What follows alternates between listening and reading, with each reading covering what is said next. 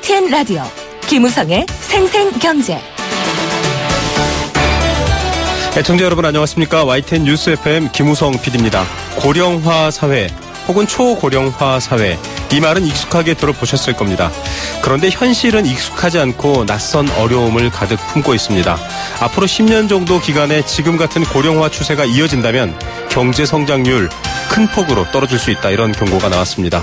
물론 다른 경제적 요소도 고려해야겠지만 가장 예측이 쉽고 또 환경이 변하지 않는다라는 요소가 바로 고령화, 이 인구의 나이라는 점에서 우려가 큽니다. 관련 연구 보고서를 작성한 한국은행 안병권 거시경제연구실장 전화로 연결해서 이야기 들어봅니다. 지금 아이를 둔 부모님들, 특히 햄버거병에 대한 관심 높으시죠? 유명 글로벌 패스트푸드점에서 햄버거 먹은 아이가 이른바 햄버거병이라는 병으로 몸을 크게 다쳤습니다. 아직은 정확한 인과관계가 밝혀지지 않았고 검찰이 수사를 시작했습니다. 비단 햄버거뿐만 아니라 일상 속에서 식품 위생 안전으로 인한 피해 종종 발생합니다. 이럴 때 어떻게 대처해야 할까요? 식품법률연구소 김태민 변호사와 이야기 나눠봅니다. 금요일 경제 톱 이슈는 여전히 불씨가 안 꺼진 경유 인상 등의 증세 논란, 또 한국, 미국, 중국 간의 경제 이슈 짚어드리고요. 경제소리에서는 최저임금위원회를 둘러싼 목소리 들려드립니다. 2017년 7월 7일 금요일 김우성의 생생경제 지금 출발합니다.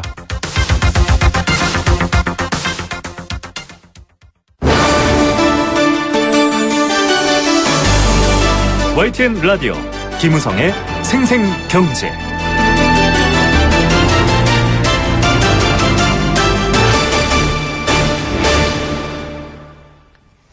네, 첫 번째 생생 인터뷰입니다. 과거 교과서에서 멜서스 혹은 멜더스 이런 이름으로 경제학 기초적인 이론들이 소개된 적이 있었는데요. 사람 인구가 증가하는 속도는 경제 속도를 훨씬 더 빠르기 때문에 문제가 생긴다, 자연 감소한다, 이런 얘기들 기억나실 겁니다. 이만큼 인구가 경제와 아주 밀접하고 중요한 문제인데 우리 사회의 고령화, 또 곧 초고령화 사회로 진입한다, 이런 얘기 많이 들어보셨을 겁니다. 결국 경제도 영향을 미치지 않을 수 없는데 여러 가지 걱정과 우려들이 많지만 무엇보다 전체 경제 성장률이 10년 안에 굉장히 낮게 떨어질 수 있다, 이런 우려가 나왔습니다. 향후 30년 내에 마이너스 성장 시대로 가게 되면 있던 산업, 있던 일자리마저 다 없어진다, 이런 이야기인데요.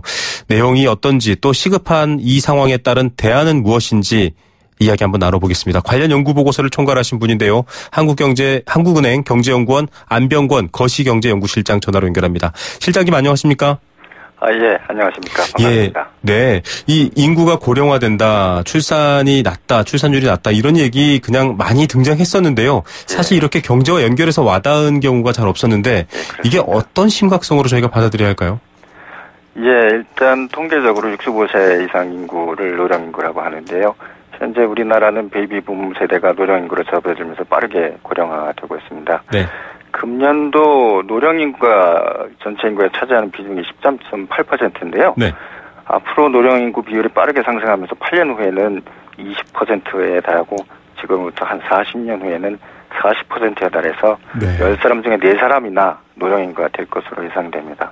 네. 근데 이제 경제 성장에 있어서 인구 구조는 매우 중요한데요. 네네. 사람의 생애를 놓고 볼 때 청장년 시기에는 이제 생산 활동을 왕성하게 하고 자동차나 주택 등 소비도 수요도 크게 늘어나는 시기입니다. 따라서 인구 가운데 청장년층이 많으면 경제도 빠르게 성장할 가능성이 높습니다. 네. 그런데 인구 가운데 이제 고령층이 많아지면 생산 활동도 줄어들고 수요도 위축되기 때문에 아무래도 경제가 활력을 잃게 되게 마련입니다. 예. 흔히 생산 가능 인구 65세 이상과 15세 미만을 제외한 이 인구 폭은 대폭 줄고 65세 이상은 대폭 늘어난다. 당연히 여러 가지 문제가 생길 텐데 이런 얘기도 들었습니다. 10년 안에 경제 성장률이 0%대로 떨어질 수 있다. 이게 좀 충격적이었는데요. 네. 실제 고령화가 진행되면 이렇게 될 수 있는 건지 좀 궁금한 점이 많은데요. 어떤 내용입니까? 예, 저희가 이제 인구 고령화에 대한 우려를 많이 하고 있는 걸 반영을 해서 이번에 통계청 전망대로 인구 구조가 앞으로 빠르게 고령화될 때 네. 경제 성장률이 어떤 모습을 보이게 될지 한번 분석해 보았습니다. 네네. 그런데 이제 이거는 적절한 대책이 없다는 가정하에 네. 인구 고령화로 노동력 부족이나 수요 부진 등이 이제 심화된다면 경제 성장률은 현재 2000년에서 2015년까지 한 연평균 3.9%에 달했는데 네. 인구 고령화 진행된다면 2016년부터 2025년 즉 향후 10년 기간 중에 한 연평균 1.9% 정도로 떨어지고 네. 그 다음 10년간은 연평균 0.4%까지 떨어지는 것으로 분석되었습니다. 다만 지금 저희가 분석한 거는 인구 고령화에 대응하여 아무런 정책적 대응이나 네. 노력을 안 했을 때 그럴 가능성을 배제할 수 없다는 것입니다. 예. 그러나 이제 인구 고령화의 영향이라는 것은 우리가 고령화에 대해서 어떻게 대응할지 또 제도나 정책을 어떻게 수립할지에 따라 크게 달라질 수 있습니다. 네. 그래서 이제 여러 대응책을 이제 썼다고 가정해서 시나리오 분석을 해보면 네네. 우리가 잘하면 향후 10년간은 경제 성장률 그래도 한 2% 후반 그리고 네. 그 후 10년간은 1% 중반 정도는 유지할 수 있을 것으로 이제 예상을 할 수 있습니다. 예. 지금 말씀하신 부분이 이를테면 정년 연장 같은 부분에서 이제 실증적으로 그 결과가 나온 건가요? 그렇습니다. 이제 인구 고령화가 되면은 일단 그 노동력 부족 현상이 심하게 되겠죠. 네.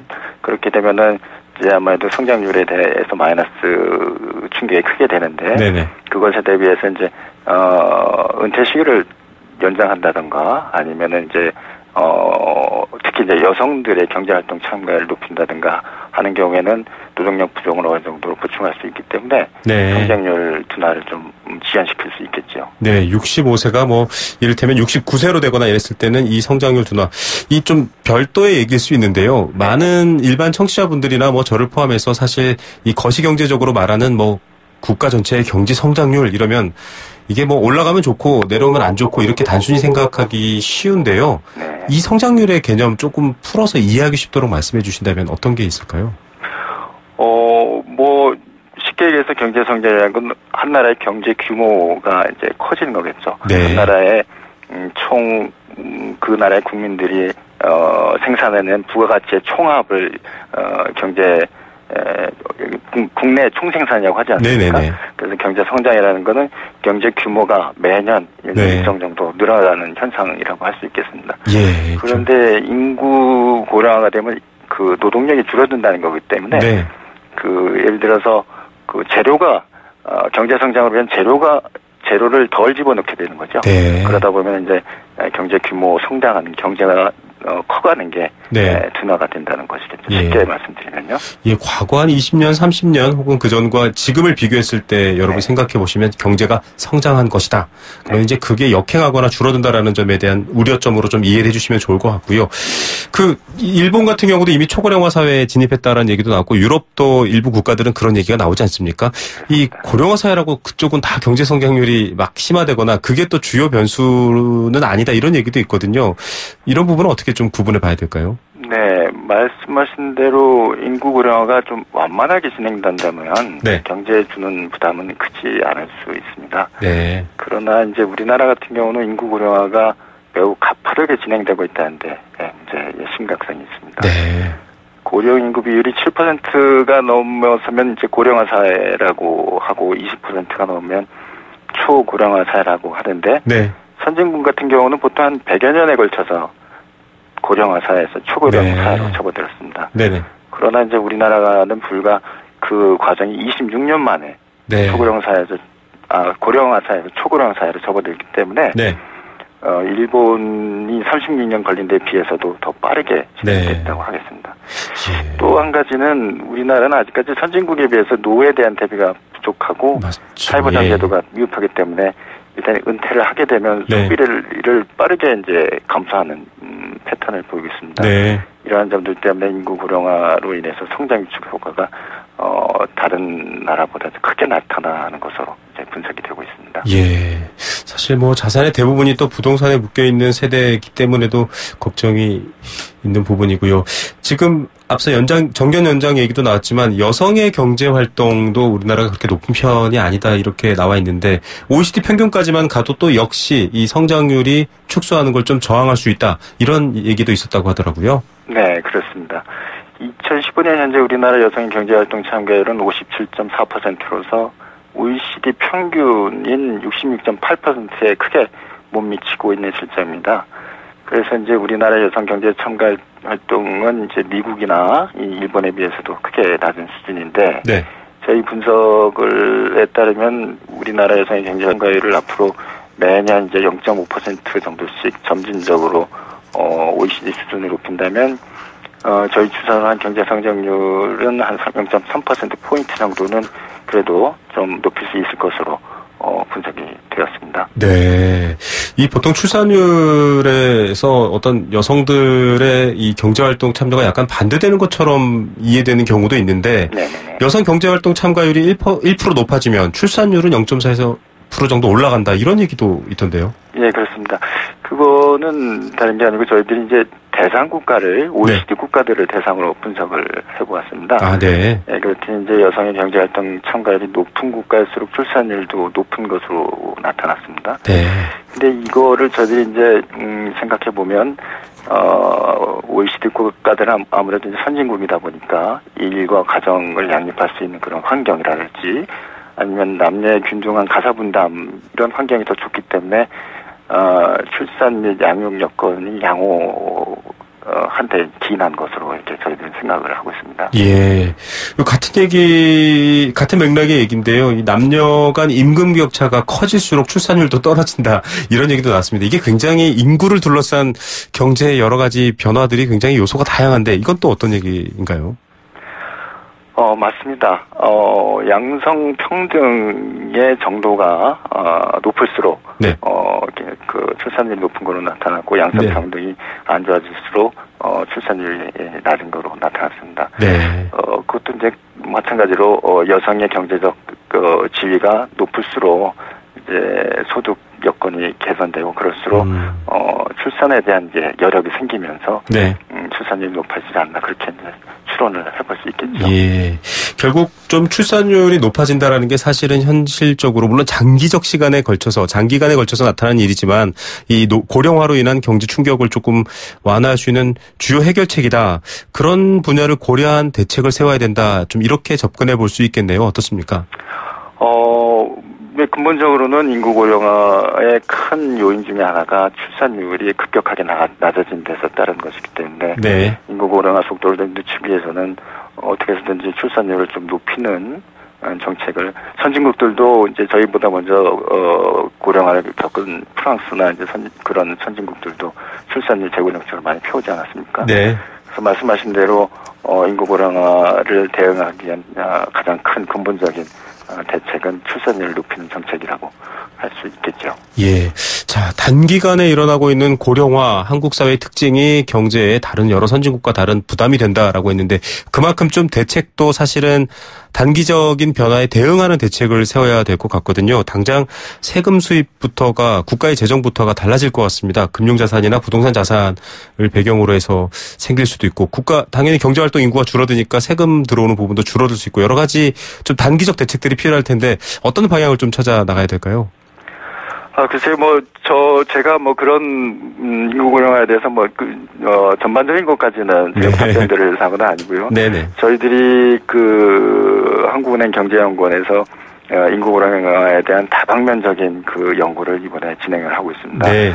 그래서 이제, 예를 들어서 지금 선진국들은 저출산 극복을 해서 어떤 정책을 폈는가라든가, 네. 아니면 저출산 대책을 추진하기 위한 이제 바람직한 거버넌스가 무엇이라든가, 네. 이런 거에 대한 연구도 하고 있고, 또, 고령화에 대응한 재정, 네. 정책, 이런 부분도, 연구를 하고 있습니다. 근데, 조만간 이런 결과물들이 이제 완성될 것으로 예상되기 때문에, 이제 추후에 곧바로 이제 하나씩 발표될 것으로 알고 있습니다. 예, 자 비관적인 성격의 보도 내용은 아무런 조치를 취하고 대처를 세우지 않았을 때 이럴 수 있다라는 경고고 다행히도 또 대처를 세우고 대안을 세운다면 그런 결과와 다른 결과를 맞이할 수 있을 것 같습니다. 맞습니다. 예, 오늘 말씀 감사드립니다. 네. 한국은행 안병권 거시경제연구실장이었습니다. YTN 라디오 김우성의 생생경제. 함께 읽기는 우리 경제 공감사전입니다. 경제 생생경제에서 가장 중요한 목소리는 바로 청취자 여러분들의 목소리고요. 그 목소리를 담는 것은 문자 메시지입니다. 참여 방법 안내해드릴게요. 단문 50원, 장문 100원의 정보 이용료 부과되는 샵 0945번 문자로 참여할 수 있습니다. 참여해주시면 추첨 통해서 도심 속 꿈의 놀이터 일산 원마운트에서 워터파크 스노우파크 이용권 드리고 있습니다. 오늘의 경제 공감사전 앞서 인터뷰하면서 모두들 생각해봤을 문제인데요. 바로 고령화입니다. 전체 인구에서 65세 이상 인구가 차지하는 비율이 높아지는 걸 고령화라고 합니다. 앞서 현재 13.8% 정도라고 했는데 그 비중이 40%까지. 인구의 약 절반 가까이가 고령 인구가 되는 셈이죠. 이렇게 될 경우에 경제적으로도 충격이 크고 그 기간이 단기간일 때 더 부담이 큽니다. 당장 그분들께 세금 어떻게 할까요? 세금이 없다면 국가는 또 어떻게 굴러가야 할까요? 그런 문제부터 시작해서 회사도 사람을 구하기가 어려워지고요. 또 여러 가지 문제가 생기겠죠. 이런 문제 미리미리 준비하고 해결하지 않으면 여러 가지 어려움들이 생길 겁니다. 그 대안으로 출산율을 높이고 새로운 젊은 인구의 유입을 얘기하고 있는데 그 역시도 지금 취업난이나 여러 가지 양육의 어려움, 양성평등 생각해보면 쉽지 않은 상황입니다. 고령화라는 문제 어떻게 바라봐야 할까요? 어떤 게 가장 문제일까요? 여러분들의 생각도 함께 나누겠습니다.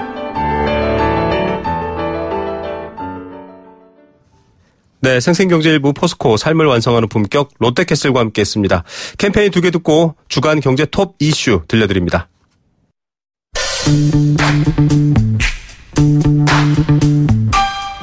참 좋은 경제연구소 이인철 소장과 함께 이번 주 가장 중요한 경제 이슈를 정리해드립니다. 경제 톱 이슈. 네, 매일매일 뉴스를 보면서 세상이 어떻게 돌아가는지 또 중요한 문제 뭔지 생각하실 텐데요. 이 매일매일의 뉴스를 조금 더 깊게 생각해 볼 수 있는 주간 뉴스를 만나는 시간입니다. 이번 주에 어떤 경제 이슈가 생각해 볼 만한 건지 내 삶과 연관되어 있는지 이 시간을 통해 얻어가시기 바랍니다. 오늘도 참 좋은 경제연구소 이인철 소장 함께 하십니다. 안녕하십니까? 예, 안녕하세요. 예, 이거 나올 때마다 참 뜨거운 주제고 몇 번 다뤘던 얘기지만 경유세 인상 얘기가 좀 뜨겁습니다. 왜냐하면 경유가 미세먼지의 주범이다. 뭐 심지어는 고등어도 나왔고 굉장히 얘기했는데 아직도 이게 사실 명확히 인과관계가 밝혀지지 않았고요. 경유의 경우만 해도 이 미세먼지 줄어들까 이런 얘기가 나왔다고요. 그렇습니다. 이 정부가 지난해 6월 용역을 줬습니다. 네. 이 국책연구기관 4곳인데요. 한국조세재정연구원, 에너지경제연구원, 환경정책평가연구원, 교통연구원 이 4곳이 지난 1년 동안 이제 연구 용역을 받아서 과연 미세먼지가 정말 경유세 인상으로 잡힐 수 있는 건지 네. 이런 것을 연구한 겁니다. 분석해 보니까 경유 가격을 지금보다도 2배 정도, 지금 한 리터당 1,300원인데요. 네. 리터당 2,600원까지 정말로 이건 최악의 시나리오죠. 네. 2배 올릴 경우 어떠냐, 미세먼지 얼마나 줄어드느냐를 봤더니 2.8% 감소한다. 네. 반면에 세금, 유류세로 걷어들이는 세금이 18조 원 이상 급증할 것이다라는 겁니다. 네.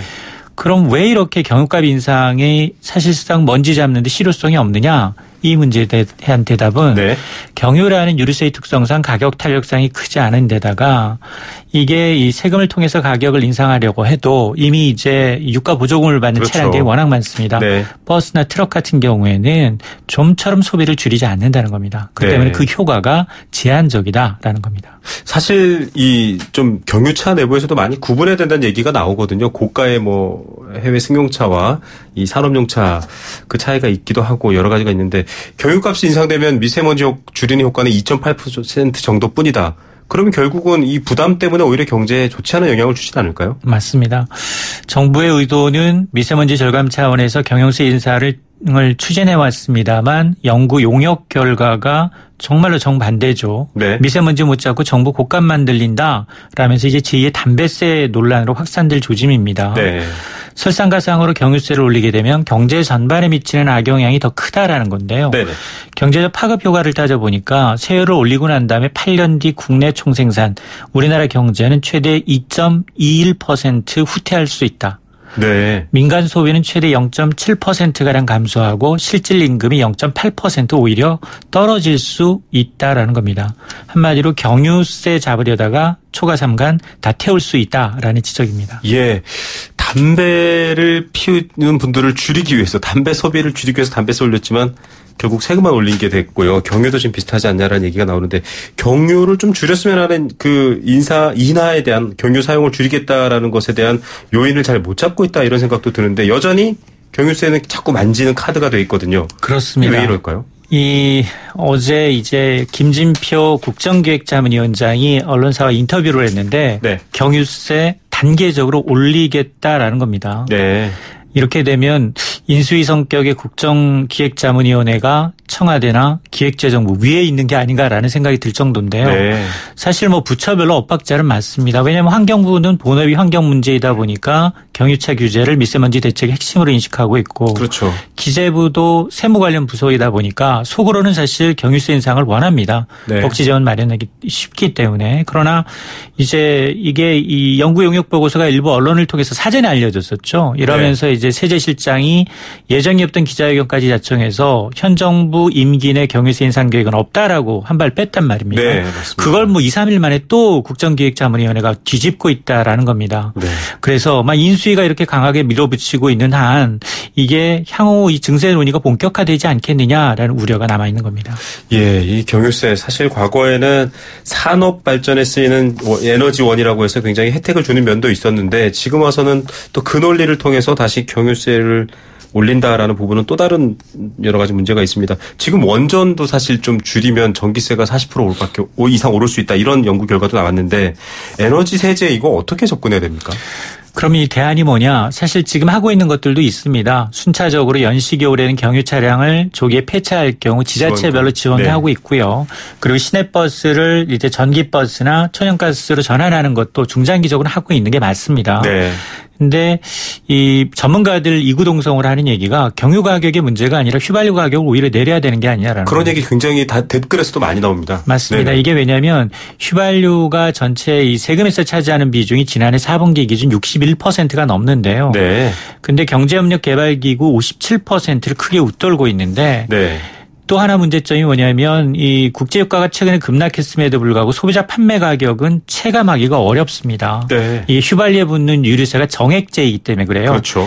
여기 휘발유에 붙는 세금을 따져보면 한 대여섯 가지가 넘습니다. 네. 교통, 에너지, 환경세, 교육세, 주행세, 수입부가금, 관세, 부가가치세 네.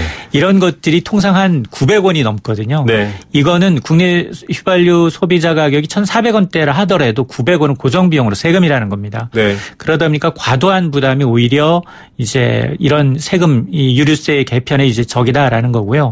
또 더 근본적인 문제는 유가보조금을 폐지하자라는 얘기도 있습니다. 아, 네. 대신 가격 정책이 아니라 소득 보전 대책을 좀 세야 되는 게 아니냐. 네. 사실 경유값이 비싸서가 아니라 소득이 적어서 애로를 겪고 있는데 네네. 근본적으로 소득을 늘려야 되는 게 아니냐.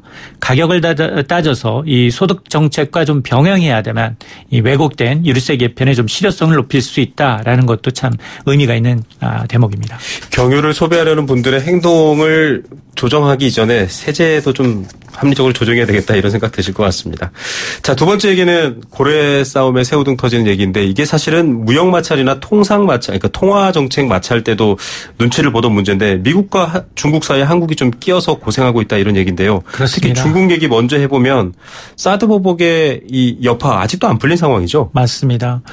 지난 5월이 사실 가정의 달이긴 했죠. 네. 이제 뭐 장미 연휴, 대선이 겹치면서 최장 열하로 쉴 수 있었는데 네.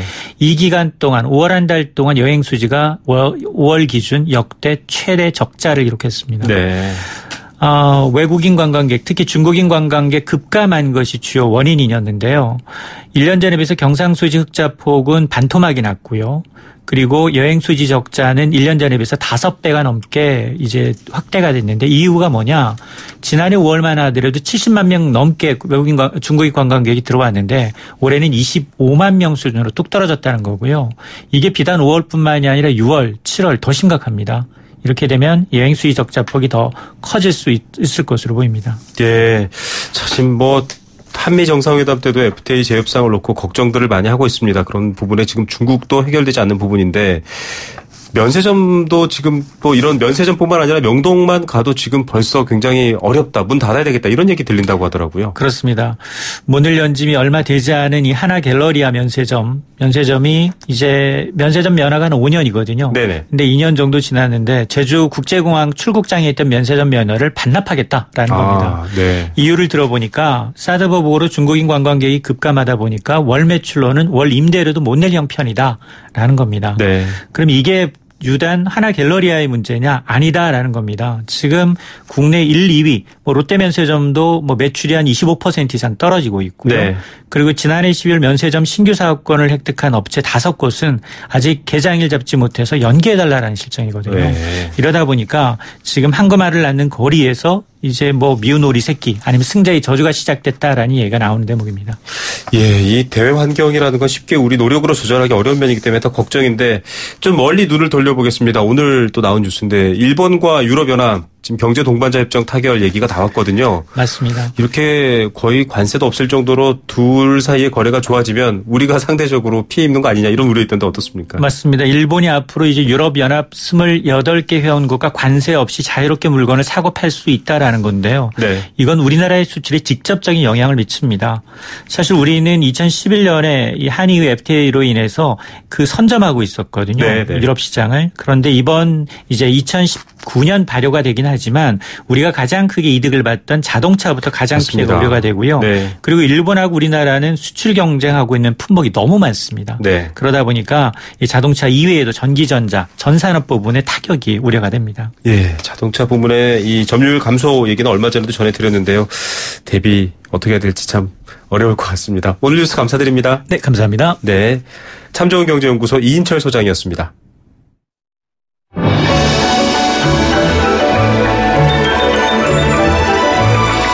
오늘의 경제를 들여다보는 시원한 창. YTN 라디오 김우성의 생생경제. 생생인터뷰. 네, 두 번째 생생 인터뷰입니다. 용혈성 요독 증후군, 어려운 말이죠. 저도 처음 들어봤습니다. 오늘 YTN 라디오 신율의 출발새 아침 시사 프로그램에서도 이 사건에 대해 소개를 해드렸는데요. 지금 많은 국민이 관심을 갖고 있습니다. 아이들이 좋아하는 햄버거, 부담 없이 먹는 간식인데 이걸 먹고 굉장히 힘든 질병에 걸렸다. 이런 이야기, 주장 때문이죠. 아직 검찰이 수사에 착수했고요. 인과관계가 정확히 밝혀지진 않았습니다. 해당 업체인 맥도날드 측도 적극 수사에 협조하겠다 이렇게 나서고 있긴 합니다. 하지만 많은 분들이 공포에 떨고 있고요. 햄버거뿐만 아니라 여름철에 다양한 식품 위생 안전으로 인한 피해 내가 입으면 어떻게 하지? 두려우신 분들이 있을 텐데요. 오늘 그 궁금증 해결해드리는 시간 마련했습니다. 식품법률연구소의 김태민 식품 전문 변호사 연결합니다. 변호사님 안녕하십니까? 예, 안녕하십니까? 예, 이거 지금 햄버거병 사건으로 아예 이름이 붙어서 굉장히 여론이 커지고 있는데요. 예. 맥도날드 대응이 좀 잘못됐다 이런 얘기도 나오고 있는데 이 사건의 핵심 저희가 뭐로 봐야 될까요? 예, 일단은 이런 피해 아동을 생각하면 이런 사건이 발생한 것에 대해서 좀 안타깝게 생각은 하는데요. 네. 결국 사건의 핵심은 피해자가 주장하듯이 이 해당 질병이 햄버거의 패티, 즉 분쇄 가공육을 섭취한 이후로 직접적인 원인으로 발생한 건지 그것을 입증하는 것이 결국 초점일 것으로 보이고요. 네. 그것 때문에 결국 이제 입증을 개인이 입증하기가 어렵기 때문에 네. 검찰의 고소를 통해서 이제 검찰에서 수사를 해서 자료를 취합하면 그것을 네. 가지고 아마도 이제 민사소송을 하려고 준비하는 것 같습니다. 네. 이 그간에 사실은 저희가 여러 가지 이케아 때도 그렇고요. 피해를 다 소비자가 입증해야 된다라고 해서 좀 어렵다 이런 말이 있었거든요. 예, 맞습니다. 이런 경우에는 좀 법이 바뀌었다는 얘기도 들렸는데 그러면 좀 괜찮아진 거 아닌가요? 예, 이 올해 4월에 제조물 책임법이 일단 개정이 되긴 했습니다. 네네. 근데 이게 이제 안타깝게도요. 법령 네. 개정이 된 다음에 시행은 네. 2018년 4월 19일, 그러니까 내년 4월부터 시행이 되기 때문에 네. 아직 지금 이 사건에는 네. 이 조항을 소급 적용할 수는 없을 것 같고요. 네네. 그래서 결국 이런 문제 때문에 사실은 개별 소비자들이 굉장히 입증하는 게 어려워서 이 개정된 제조물 책임법에서는요. 정상적으로 소비자가 사용을 하고 있었다는 것만 입증을 하면 네. 역으로 제조업자가 네. 결함이 없다는 것을 입증하도록 이렇게 규정을 하고 있다. 그래서 아마 내년부터는 우리 소비자들이 이런 손해배상을 좀 받는데 네. 좀 더 큰 도움이 되지 않을까 생각합니다.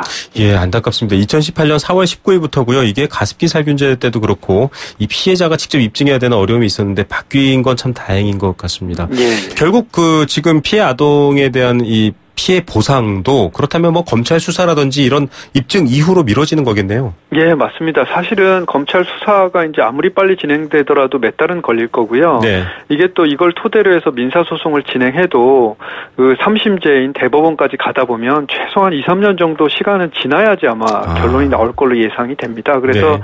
이게 이렇게 쉽게 결론이 날 문제가 아니라 아마 네. 피해자 측에서는 굉장히 좀 고통을 많이 받을 거로 생각되고요. 또 맥도날드 입장에서도 사실은 왜냐하면 뭐 입증에 대해서 명확하게 나온 게 없으니까 그렇죠. 이것에 대해서 사실 어떻게 의견을 발표할 수도 없고 이런 문제가 좀 있는 것 같습니다. 예, 이 사건이 작년에 발생했죠. 예, 맞습니다. 예, 예. 그래서 사실은 지금 증거 부분도 되게 애매하고, 자, 이런 부분에 대해서 앞으로 뉴스를 보면서 저희가 좀 뭐 또 다른 프로그램에서 아주 비중 있게 다룰 테니까요. 여러분 관심 가져주시고요. 예. 이 보니까 매년 6,000건 정도가 식품 위생 안전 사고가 생기더라고요. 또 이 중에 한 40% 정도는 병원 신세를 져야 되는데, 저도 그렇고 많은 분들이 이거 내가 이런 일 당하면 어떻게 대처해야 되지? 이런 두려움부터 생기거든요. 이거 어떻게 해야 됩니까?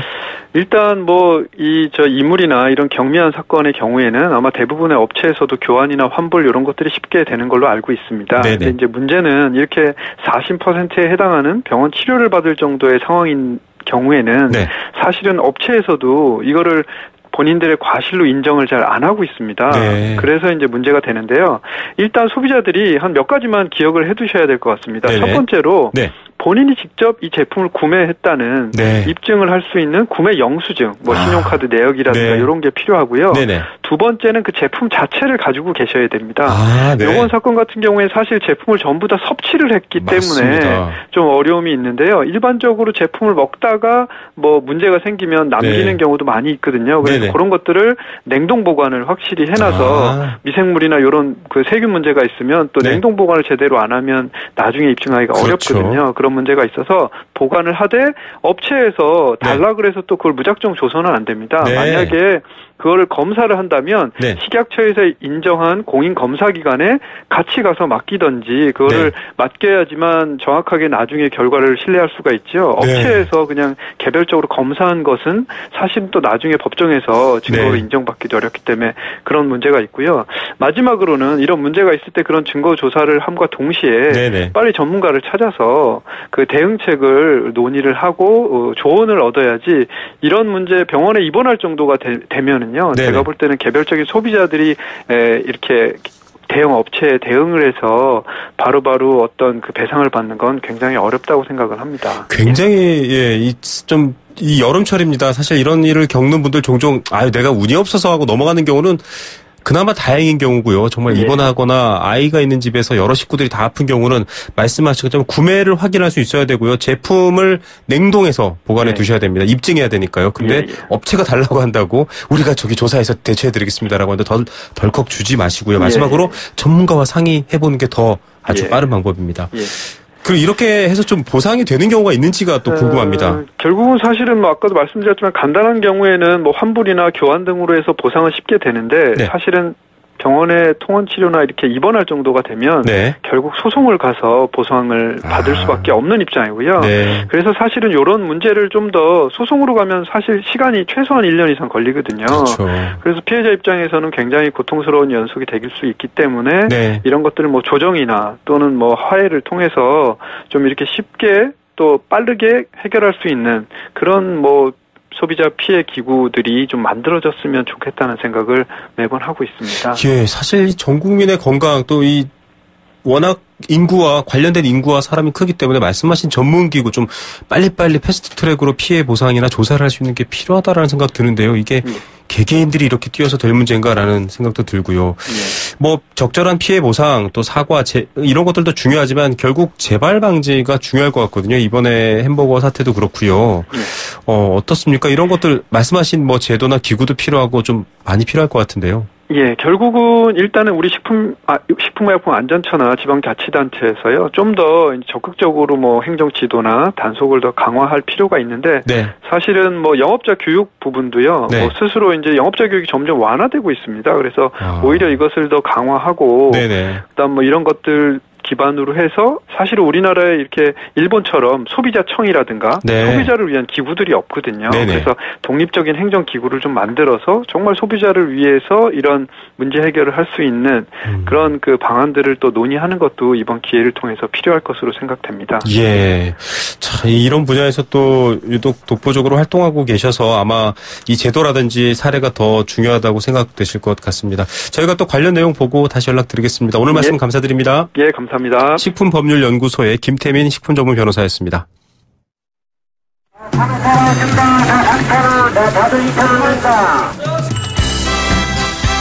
우리 삶의 경제 현장을 들려드립니다. 생생경제, 경제의 소리.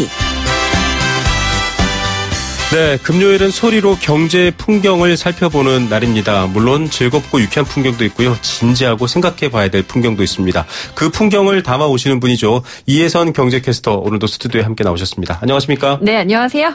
최저임금위원회가 파행이었다가 복귀가 됐고요. 이제 네. 7월부터 본격 논의가 되고 있지 않습니까? 네. 오늘 그 목소리들 담아오셨죠? 네, 사실 해마다 7월이 되면 이제 내년에 최저임금을 논의하느라 경제면이 시끌시끌한데요. 네. 가장 최근에 이루어진 최저임금위원회 전원회의가 지난 수요일에 열렸던 제8차 전원회의입니다. 네. 사실 노동계에서는 3년째 시급 10,000원을 주장하고 있었고요. 네. 경영계에서는 올해 한동안 인상안을 제시하지 않고 있다가 지난 6차 전원회의에서 155원을 인상하는 6,625원을 제시를 했습니다. 앞으로 예정되어 있는 전원회의를 통해서 이 인상 폭을 좀 합의할 예정이에요. 이게 최저시급이 사실 대선 공약 때도 많이 나왔던 얘기이기 때문에 네. 최저시급 10,000원에 대한 의미, 이제 현실적인 얘기까지도 나왔고요. 네. 많은 분들이 그래도 좀 빨리 조정되겠다. 국정기획위 같은 데서도 될 것이다 수월하게 네. 얘기가 있었는데 155원 인상 완전 이견이 큰데요. 네, 사실 그동안 다 오르는데 내 월급만 안 오른다 이런 우스갯소리가 있을 정도로 임금 인상안에 대해서 좀 답답함을 호소하는 분들이 많았는데요. 네. 최저임금 시급 10,000원 좀 어떻게 생각하시는지 거리에서 만난 시민분들의 이야기를 좀 담아봤습니다. 네네. 잠깐 소리로 같이 만나보시죠. 네. 우리 아이가 주차장에서 일을 하고 있는데 최저임금을 기준으로 해서 임금을 받기 때문에 한 달에 130만 원 정도밖에 안 돼요. 최저임금 1만 원 정도는 돼야지 최소한. 최저임금 시급을 갑자기 그렇게 올리게 되면 장사하는 입장에서는 요즘 경기도 안 좋고 장사도 안 돼가지고 인건비를 솔직히 감당하기가 너무 힘든데 좀 현실성에 맞지 않는 것 같으네요. 근데 그렇게 좀 올려줘야지 더 이렇게 힘을 내서 할 수 있다고 생각을 하거든요. 그래서 이번에 기회에 노사 협의가 원만히 이루어진다면은 가능할 수도 있다고 생각을 해요. 네, 참 이거 의견이 시민들도 좀 다양하게 다르시네요. 네, 사실 지난 6월부터 최저임금위원회의 회의가 시작이 되고 최저임금 10,000원에 대한 논의도 본격적으로 진행이 되면서 과연 시급 10,000원이라는 게 실현 가능성이 있는 것인가 이에 대한 이야기가 가장 많았습니다. 네. 특히 이제 현실 가능성을 이야기하면서 사례로 등장한 것이 중소기업하고요 소상공인을 포함하는 자영업자였습니다.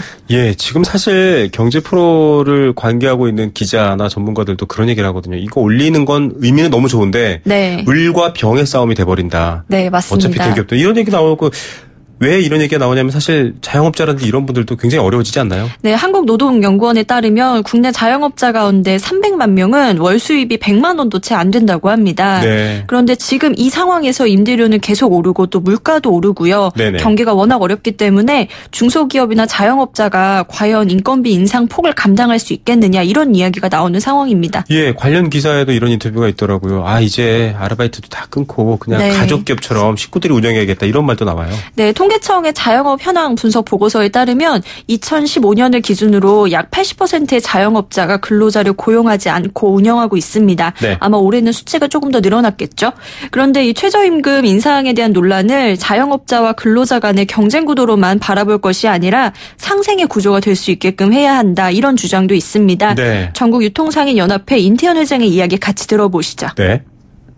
중소자영업자들한테 그게 부담이 되기 때문에 못 올린다 하는 논리가 한편에서는 맞아요. 중소자영업자들도 엄청 힘든 상황이니까. 근데 그럼 월급을 안 올리면은 중소자영업자들이 먹고 살만한가? 그게 아니거든요. 중소자영업자들이 힘든 원인은 따로 찾아야 돼요. 대기업들의 시장 파괴. 두 번째는 대기업과 연관되어 있는 프랜차이즈, 가맹점, 또 대기업에 입점하는 업체, 납품하는 업체들에 대한 수탈 체계. 이것으로 인해서 적정한 마진이 보장되지 않음으로 인해 가지고 생기는 어려움이 사실은 위기의 본질이죠. 도시에 있는 노동자들, 이분들이 사실은 저희들 물건을 팔아주는 분들이에요. 주체란 말이죠, 경제적. 그래서 오히려 일단은 노동자들의 주머니를 채우는 것을 우리는 적극적으로 지지하고 찬성을 해야 되는 거죠. 그래야 우리의 소비자들이 우리 물건을 팔아주니까. 중소상인이나 자영업자들이 안정화될 때까지는 정부에서 그런 차액이라든가 이런 부분들을 직접 지원하는 방식, 또 간접 지원하는 방식들을 적극적으로 찾아서 경제적 공생이 가능한 이런 구조를 국가가 적극적으로 나서서 만들자는 거죠. 이 얘기가 중요한 얘기인 것 같은데요. 네. 지금 최저시급 10,000원 올리면 그게 이 중소자영업자들의 고객이 쓰는 돈이 되거든요. 네. 이 순환을 자꾸 뭐 무슨 편을 나눠서 싸우는 것처럼 보도하거나 내지는 얘기하는 게 문제라는 생각이 드는데요. 이 국내의 경우에는 최저임금이 모든 업계의 기준이 됩니다. 네. 이 최저임금에서 이제 뭐 수습기간에는 얼마를 삭감하겠다, 휴일에 근무를 하면 얼마를 더 주겠다 이렇게 더하고 빼고를 하는 건데요. 네. 우선 최저임금이 오르면 많은 소비자들의 월급이 조금이나마 더 오르는 겁니다. 네. 그 이후에 이제 소비자들이 돈을 쓰러 대기업으로 가는 게 아니라 소상공인을 포함한 자영업자에게 이익이 돌아갈 수 있도록 하는 제도적인 보완도 반드시 필요한 거죠. 예, 정말 이게 그냥 기준이거나 어떤 상징적인 정치적 의미가 아니라 정말로 최저는 되는, 네. 최저는 보상할 수 있는 임금이 되는 그런 시대가 좀 왔으면 좋겠는데요. 네, 우선 노동계에서는 최저임금 10,000원을 목표치로 잡고 일정 기간 동안 단계적으로 인상을 하자 이런 입장입니다. 네. 무엇보다 최저임금을 가지고도 기본적인 삶을 영위할 수 있도록 해야 한다 이렇게 또 주장을 하고 있는데요. 네. 민주노총의 남정수 대변인에게 자세한 이야기 들어보시죠. 네. 최저임금위원회 7차 전원회의까지 진행을 했고요. 사용자 단체들이 155원 인상안 제출한 상태고요. 아마 다음 전원회의부터 본격적인 이제 아마 요구안을 가지고 심의하지 않을까 이렇게 봅니다. 저희들이 가장 중요하게 생각하는 것은 최저임금 산정 기준이 가구 생계비를 기준으로 해야 된다라는 게 입장이고요. 최소한 가구 생계비를 충당해 나가는 데서 200만 원 수준은 최소한 확보돼야 된다라는 게 저희 주장의 근거고, 시급 10,000원은 이제 주 5일 40시간 근무 기준으로 했을 때 월 209만 원이 나옵니다. 그래서 일일 8시간 주 40시간 일을 했을 때 월 200만 원 받는 것이 과한 요구인가? 절대 과한 요구가 아니다라고 생각을 하고 있고, 최저임금법의 취지가 노동자들의 최저 생계 수준을 보장하는 것에 있어요. 그런 의미에서도 저는 200만 원 수준은 보장해야 된다 이렇게 보고 있습니다. 최저 생계 수준, 이 얘기 뭐 여러 가지 많이 나오고 있지 않습니까? 네. 최저 생계비 얘기도 나오고 있는데 사람이 사람답게 못 살면 더 무슨 의미가 있나 이런 생각도 들 것 같아요. 네, 이제 12일하고 15일에 제10차, 11차 전원회의가 연이어서 예정돼 있습니다. 네. 고용노동부 장관의 내년도 최저임금 확정 고시일이 8월 5일인데요. 네. 이 확정 고시일을 기준으로 20일 전인 7월 16일 안으로 최종 합의안을 도출하면 이 합의안이 법적 효력을 갖게 됩니다. 얼마가 오를지 또 얼마나 오를지 저도 개인적으로 좀 굉장히 궁금한데요. 네. 모쪼록 내년에는 우리 월급이 혹은 매출이 조금 더 올랐다 이런 소식을 주로 나눌 수 있기를 좀 기대해 봅니다. 예, 아르바이트나 노동자 또 자영업자와 영세 상인들에게 둘 다에게 최저임금 인상은 이득이다라는 생각도 듭니다. 오늘 말씀 감사드립니다. 네, 감사합니다. 네, 이혜선 경제캐스터였습니다. 문자 많이 주셨는데요. 방송 내용과는 조금 멀지만 그래도 6321님 문자 재미있습니다. 문을 열고 주방으로 들어가니 천연 조미료만 쓴 식단이 준비되어 있습니다. 항상 좋은 방송 감사드립니다. 힐링이 됩니다라고 하셨는데 이런 문자가 또 저희에겐 힐링이 됩니다. 4867님, 고령화되면 일본처럼 일자리가 좀 남아서 오히려 인건비도 높아지고 좋지 않을까요? 예, 그런 분석도 정말 나왔습니다. 근데 그 전에 경제 구조가 또 위태롭게 무너져 버리면 일자리 자체가 없을까 봐 걱정이어서 대비를 해야 될 것 같고요. 729님도 비슷한 얘기를 해주셨습니다. 인구를 갑자기 늘릴 수 없으니 여성 노동력도 늘려야 되는데 그러려면 또 가사 분담 여러 가지 문제 해결해 줘야죠. 맞습니다. 옳은 말씀이시고요. 0985님, 이 충남에서 듣고 계십니다. YTN을 이튼이라고 하시는군요. 네, 이튼 FM이네요. 예, 들어주셔서 감사합니다. 네, 생생경제 포스코 삶을 완성하는 품격 롯데캐슬과 함께했습니다. 6321님 힐링의 감사의 선물로 스노파크 티켓 보내드립니다. 다음 주에 뵙겠습니다.